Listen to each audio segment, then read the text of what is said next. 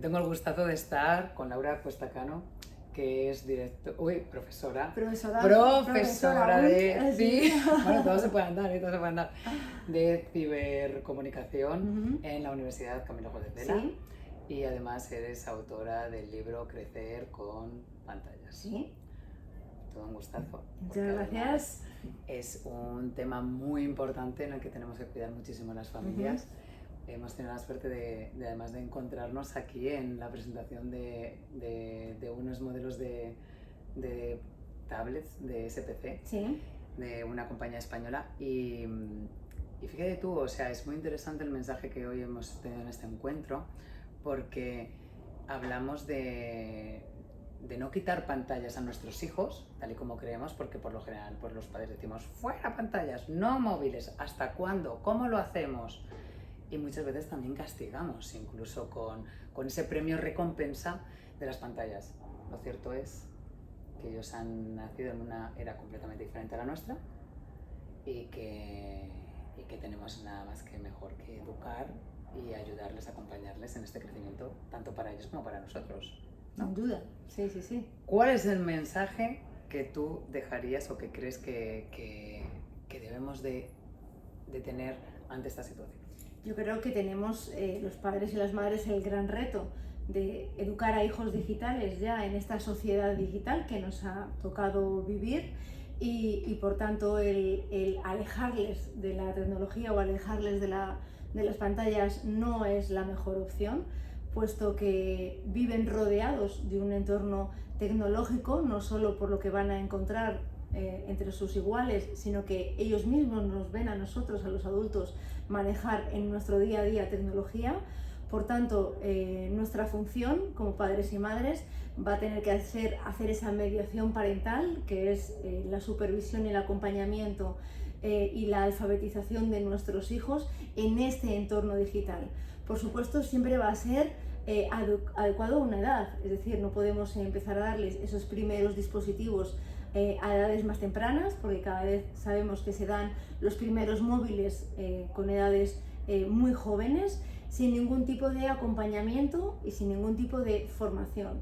Por tanto, las familias nos tenemos que implicar, tenemos que empezar nosotros también a conocer la tecnología para poder formarles y que adquieran lo que llamamos nosotros el buen uso de la tecnología, que es el uso seguro, el uso responsable y el uso saludable de los dispositivos.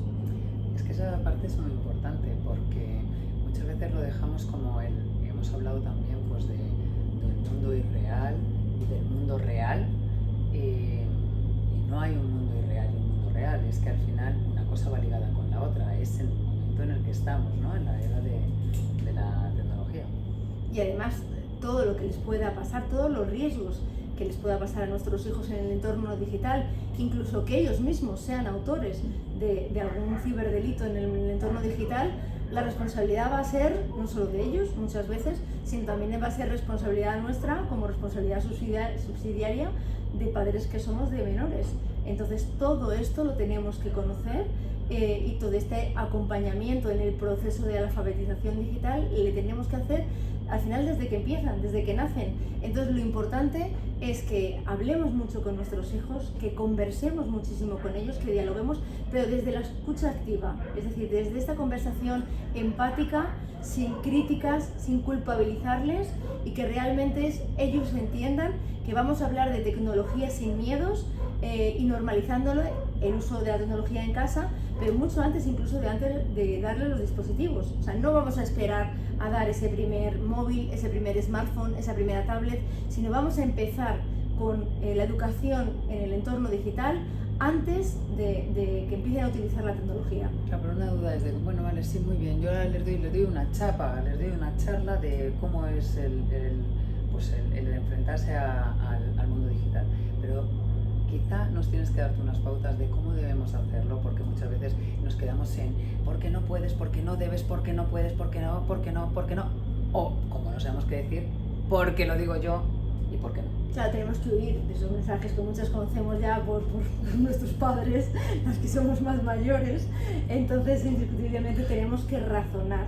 O sea, siempre pensando, por supuesto, que somos los padres, ellos no son nuestros hijos, pero tenemos que intentar razonarles el porqué de las cosas. Y lo que un poco hablábamos en la charla, un control parental es una herramienta que ayuda, pero al final el mejor control parental siempre vamos a ser los padres, porque nosotros podemos explicarles las cosas y razonárselas. Y podemos explicarles el por qué estar con las pantallas hasta las 12 de la noche o estar hasta la 1 de la noche les va a afectar el sueño. ¿Por qué? Porque no va a hacer que segregue la melatonina suficiente que les va a ayudar a conciliar ese descanso, y si no, les va a afectar en el rendimiento escolar que van a tener al día siguiente. Pero eso el control parental ni mucho menos lo va a hacer. Laura, pero que es algo que nos tenemos que aplicar los adultos. Claro, porque nos pasa también por supuesto, que hay que desconectar directamente 1 hora por lo menos antes para que el cerebro pueda dormir, pueda relajarse, pueda descansar y al día siguiente estar operativos. Claro, entonces en esas normas, que al final tenemos que ponerles unas normas para ese buen hábito digital, también tenemos que implicarnos los padres. O sea, ser referente, yo creo que tenemos que ser referente de nuestros hijos con y sin tecnología, que vean buenos modelos de aprendizaje. Porque muchas veces los padres nos dicen, no, si es que yo tomo mucha verdura en mi casa y mis hijos no comen verdura, o yo leo mucho en mi casa y mis hijos no leen. No nos equivoquemos, al final nuestros hijos maman muchísimo de verdad de lo que ven en casa, somos modelos de aprendizaje, y eso que nunca se nos olvide. Y los valores que les inculcamos y muchas veces las normas, la disciplina, la filosofía al final que tenemos de vida en nuestros hijos les va a servir para el resto de su vida. Y nosotros queremos que no solamente hagan un buen uso de la tecnología, hablando en el taller de hoy, pero vamos a querer que al final sean unos niños adultos, que sean unos niños con valores, que sean unos niños respetuosos, que sean unos niños empáticos y que al final sean unos niños creativos e innovadores y emprendedores. Y esto utilizando también todo lo que nos va a aportar la tecnología. ¿Cómo podemos hacer el que sepamos ver el valor que muchas veces los padres quitan de la tecnología en cuanto a eso, a lo que aporta la tecnología?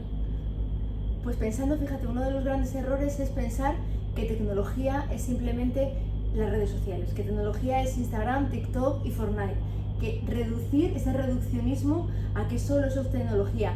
Y como las noticias nos venden que tiene tantos riesgos, y por eso vemos que el móvil causa adicción, que las redes sociales son dañinas porque les aíslan o afectan la autoestima, hay que quitarles, hay que prohibirles.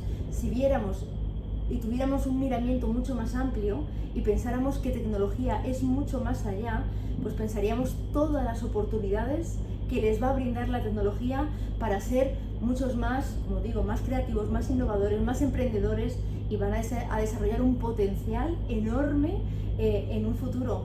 Se ha debatido mucho, por ejemplo, con el tema de los móviles en las aulas, si los colegios tienen que prohibir o no los móviles en las aulas.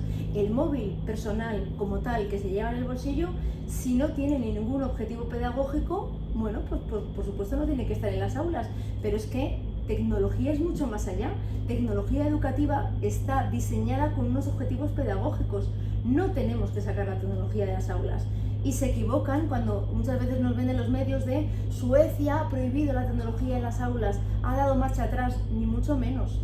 Lo que ha hecho es dar un parón para intentar volver también a recuperar los libros y alternar la educación en edades tempranas para que no olviden, por supuesto, lo que es aprender con los libros y con la lectoescritura, aparte también del uso de la tecnología, pero siempre, como te digo, con un fin de objetivos pedagógicos utilizando la tecnología educativa, no un smartphone como tal. Es que Suecia lo que hizo hace unos años fue que directamente los chavales ya no aprendieran a escribir, que es lo que no se cuenta luego en muchísimas noticias.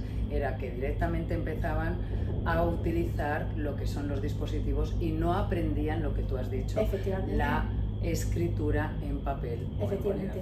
Y no sabían escribir. Tienen que combinarse.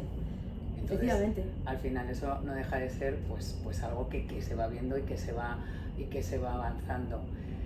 Hay una cosa muy importante que para que nos pongamos en casa y que sepamos dónde estamos, bueno, dos cosas que está con referencia a esto que estábamos hablando, para que no se nos vaya.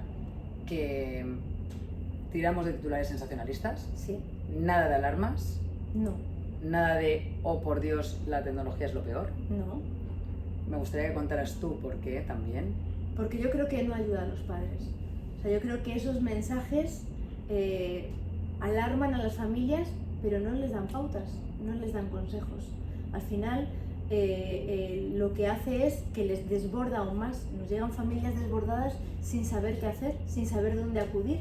Pero además no son mensajes que sean veraces, porque según la Organización Mundial de la Salud no habla todavía de la adicción ni al móvil, ni la adicción a las redes sociales, ni la adicción a internet, no existe como tal, solo ha afirmado que se puede hablar de la adicción al trastorno por juego de azar o la adicción a los videojuegos, pero todos estos mensajes, como vemos, lo que a mí me preocupa es que no ayuda a un padre o una madre que realmente esté preocupado porque no sabe cómo poner o establecer unas normas y límites en casa con el uso del móvil o con el uso de la videoconsola.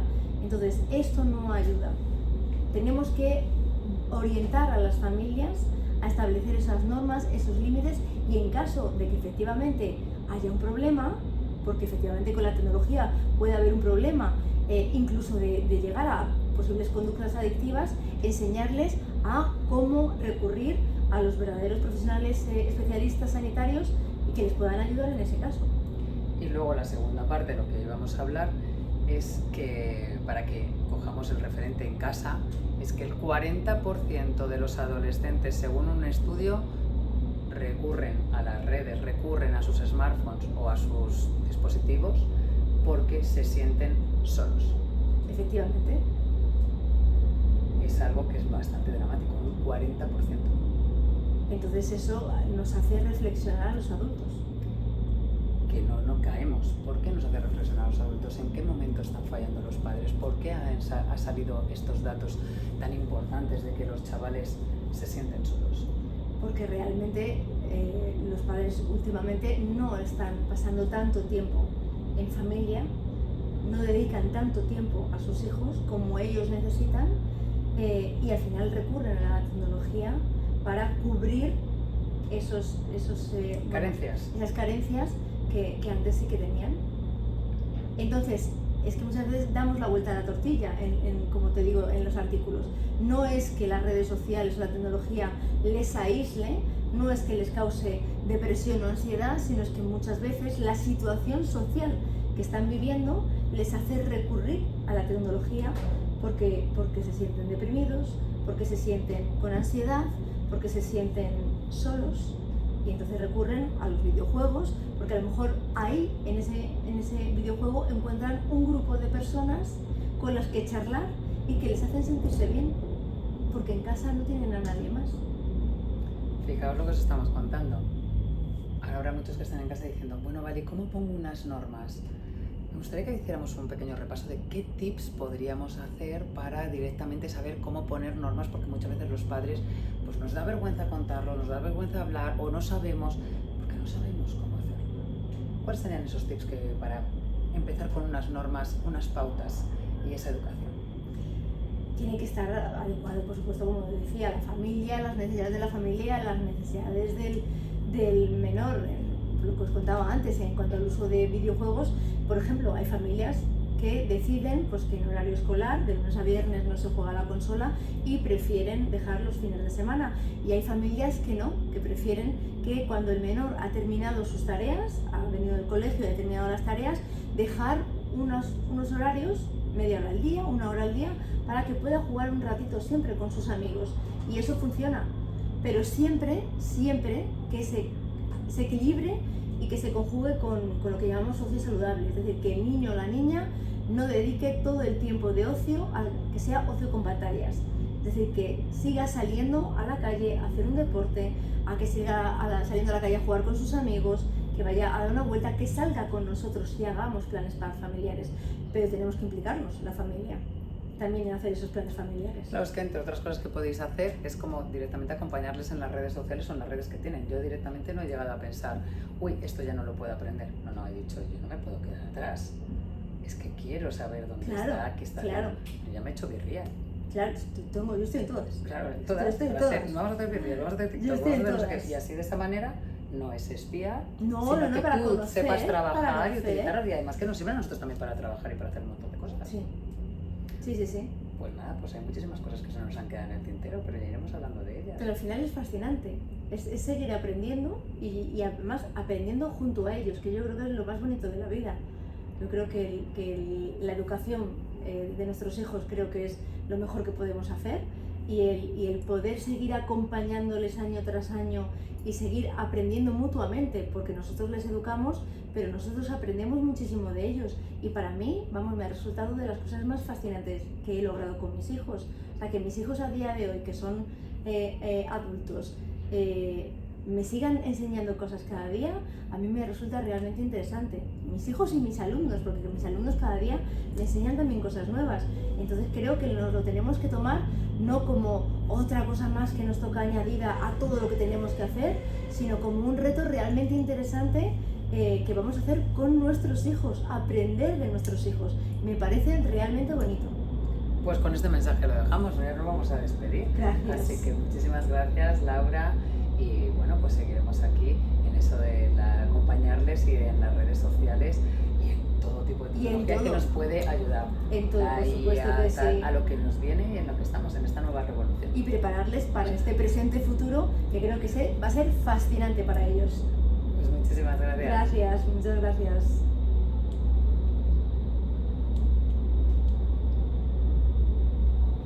A ver, que